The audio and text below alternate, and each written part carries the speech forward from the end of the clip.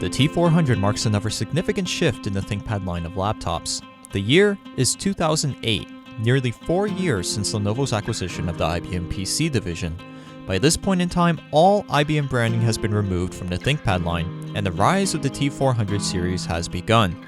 This paves the way for what would eventually be some of the greatest business laptops of all time. Following industry trends, the release of the T400 signaled the death of the 4:3 aspect ratio within the ThinkPad line, as the T61 and T61P were the last ThinkPads to offer 4:3 as an option. In my opinion, I think that the T400 tends to be overlooked. After all, this transition piece has the T60 and T61 before it, and the T410 and T420 following it, which are all incredible machines. So today, we are going to talk about why you should even consider taking a look at the T400.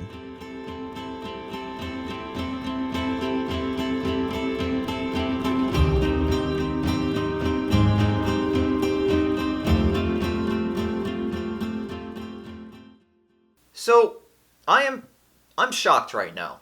Maybe even a little bit upset. And nothing bad has happened. The T400's working just fine.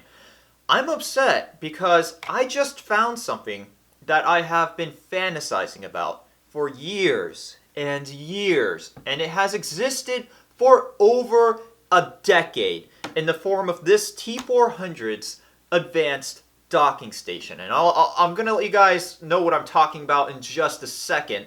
And I think it's going to blow a lot of the audience's minds because this is just so cool. Apparently, Lenovo manufactured a docking station where you could put in a full-size PCI Express X16 graphics card, put the laptop down on said docking station, and have it use that video card which is installed in the docking station.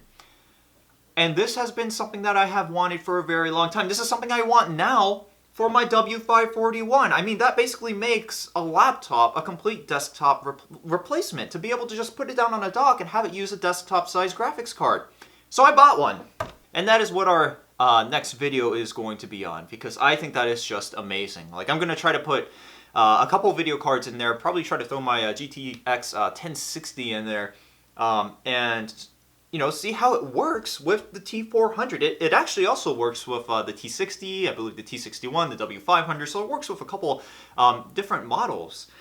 I can't believe that has existed for this long, and I'm just now hearing about it. Well, anyway, that's just a quick spoiler of what's to come. Getting back on track, let's talk about why you might choose a T400 over something like a T410 or T420, or maybe something before that, like a T60 or T61. So I'm going to start out with pricing. After all, we do focus on budget tech, a lot of budget business laptops. So where does this fall in terms of pricing? Well, this is actually about the same price as a T60 or a T61. I bought this thing for $34, and that is including shipping. So pretty good deal on this laptop. When you look at something like a T410 or a T420, both of those run around $110 without a battery or a hard drive.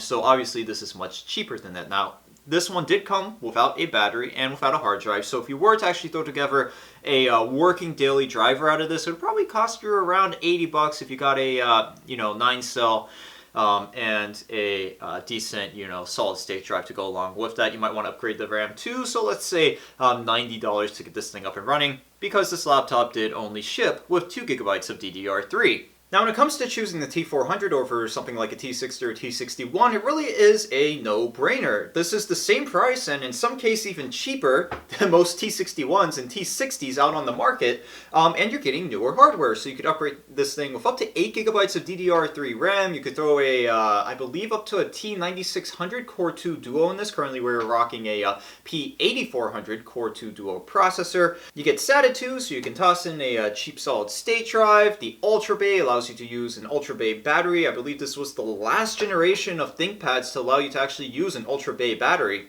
And you can also buy a 9-cell battery with this, and with both of those combined, you're going to get around 8 hours of battery life with light usage. So some pretty impressive battery life there, newer hardware, and in some cases cheaper than the older models on the market. So I don't see why you wouldn't opt to go for T400 over, a T60 or T61. Now I'm going to backtrack a little bit, because choosing this over a T410 or a T420 is not as straightforward as choosing this over a T60 or T61. And the main reason for that is because of the performance of the T400. It's still got that same great build quality that the T410 and T420 do. Heck, even the T60 and this T61 are very well built machines.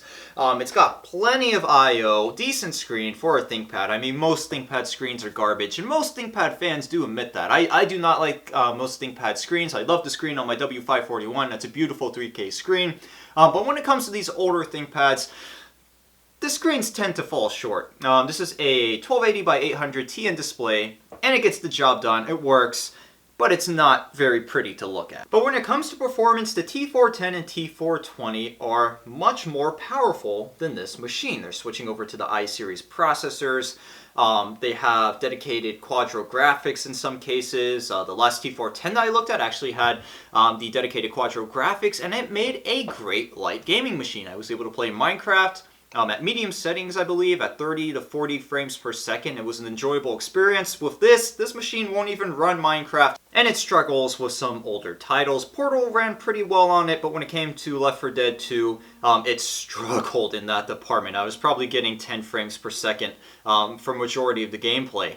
That lackluster 3D performance also manifested itself in the benchmarks. I ran Passmark and it was painful to watch, and the score reflected that. Now, benchmarks aren't the end-all be-all in PC performance. Always keep that in mind. Just because it gets a low benchmark score does not mean it is a unusable machine, and that is the case with this T400. This thing is not unusable. This is a very snappy daily driver, especially if you were to put 2 more gigabytes of RAM into this thing. It would be an incredibly fast machine. If you're not looking for something to game on, if you're not looking for something to do like, intensive 3D rendering, if you just want a computer to do some research, write up papers, do basic schoolwork, or even office work, this is your machine. And I'm telling you, as a college student, that's what you're going to want. You're not going to have time to actually go out and game, right? I mean, I'm a college student. I can tell you that. You're going to have 1 or 2 jobs. You're going to be driving around all over the place. You're going to be doing homework. I mean, as a student, you're really looking for something that's just going to get the job done. And I'm telling you, the T400 does just get the job done. Now, if you're majoring in something like game design or computer engineering or computer science, you might want something a little bit more hefty on the processing power side. So look up there at the T410, T420, T430, maybe even one of the W series laptops, because when it comes to CPU power, you're going to be limited to a T9600 Core 2 Duo. And while that's great for basic office work, when it comes to running simulations and doing, 3D design tasks, that's going to fall short. If you're looking for a decent enterprise class laptop for school or for your office, keep in mind you're not only limited to ThinkPads. I mean, there are plenty of other business class laptops that are great out there, and we have looked at them. Dell Latitude is a great line to look at. HP EliteBooks are great too. Also, if you're looking for something a little bit more powerful, then maybe take a look at the Dell Precision line.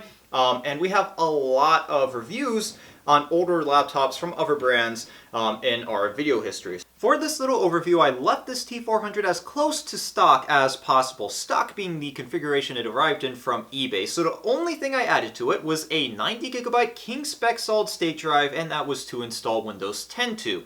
Now, I did test this with Lubuntu 18.04 and Windows 10 with Lubuntu 18.04. We were actually using this to set up a $35 experimental web server. So if you want to check out that video, I'll put the link to it in the description. I'll also put some of the footage of Lubuntu 18.04 running on this thing, and man, this laptop screamed with Lubuntu 18.04 on it. It opened up applications like that, could open up web pages with the blink of an eye. I mean, it was fast. Now, it's also fast with Windows 10, but that 2GB RAM limit, well, not really limit, but the 2GB of RAM that we have in this system is really holding it back. You could definitely use an extra 2GB, but even with that small amount of system RAM for Windows 10, we were still flying for the most part. I opened Google Chrome on Windows 10 and there wasn't really any delay. I could pop open web pages without any issue. I mean, I had a couple bookmarked. I clicked on all of them and they just opened. I opened 4 of them at the same time, and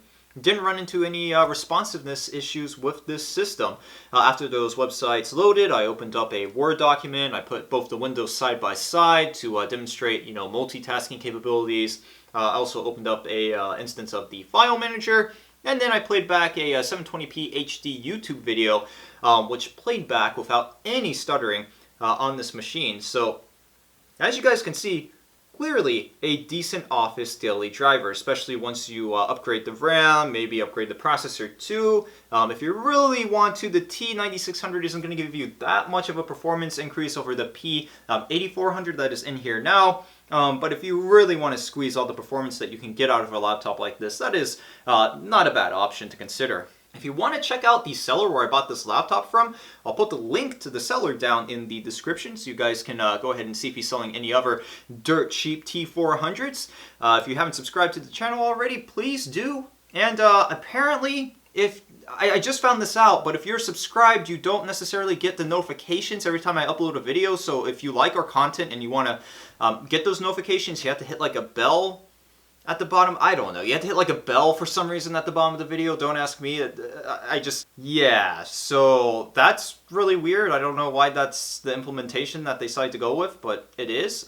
Anyway, guys, thanks for watching, and I will see you in the next installment of A Computers and Technology. Really looking forward to trying out that new dock that I ordered. If anyone has some more info on that, go ahead and post some of that down in the comment section, because I really don't know too much about that dock. I saw it. It said it could take a full-size PCI Express X16 graphics card, and I ordered the thing because that just sounds amazing. So I might be wrong there. That might not be the full truth. It might be limited to only certain graphics cards from a certain era. But I don't have it with me, and there's not really too much information on those docking stations out right now. So if you have any info for me, any links, anything that could help me out with my research there, go ahead and post it down in the comments section. It would really help me out.